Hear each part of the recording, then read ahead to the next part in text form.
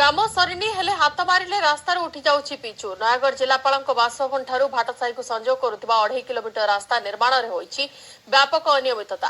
रास्ता निर्माण बेले विभागीय अधिकारी माने उपस्थित रहु नथिबारु ठिकादार मन इच्छा काम करि चलिछन्ति। सेपटे उपजिलापाल कहिसन्ति अनियमितता को प्रश्रय दियाजिबो नाही, तदंत करी ठिकादारक विरोध में नियाजिबो कार्यानुष्ठान।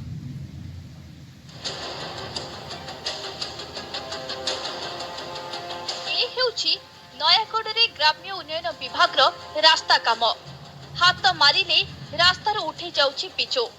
सुनिले आश्चर्य हेबे रास्ता तैयारी को मात्र 7 दिन होइछि आउ रास्तार चित्र आपणक आगरे। नाबार्ड सहायता ग्राम्य उन्नयन विभाग पक्षरु नयागढ़ जिलापाल बासभवन ठारू भाटसाही को संजोग करुथिबा रास्तार चलीछि एभली निर्माण कार्य। ठिकादार निम्न मानर काम करुथिबा अभियोग करिसेंति स्थानीय बासिंदा। रास्ता निर्माण बेले विभागीय अधिकारी अनुपस्थित रहुथिबारु ठिकादार मन इच्छा तरबरिया भाबे काम करुछंती।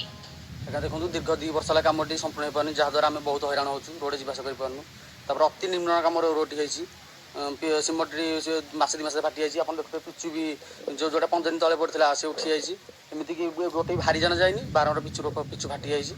ओभरसर कि कहीं आसुना देखा देखी कंट्राक्ट मन इच्छा तार से काम 2018-19 वर्ष पई नाबार्ड सहायता एही 2.5 किलोमीटर रास्ता निर्माण पई टेंडर डका जायतिला।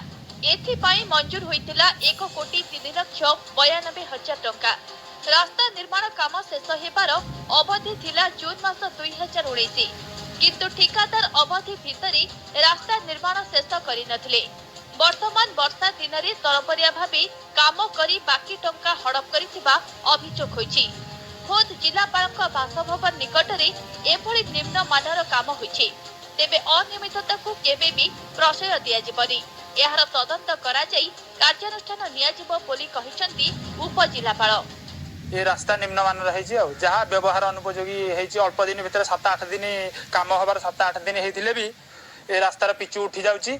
तार दीर्घस्थायी उपर प्रश्नवाची उठुछि। ताले हमें कॉन्ट्रैक्टर ऊपर तुरंत कार्यानुष्ठान नियाजिबो। तार बिल पत्र हेडअप करा जिवो। वर्तमान वर्षा सीजन थिबा जोगु पिचु जो काम सेट हेनी एवं ता द्वारा पिचुटा खराब अछि। आ मु भी स्वीकार करछि सेटा मोर सेकंड टाइम पूरा रिपेयर कर टोटली कंप्लीट कर देम।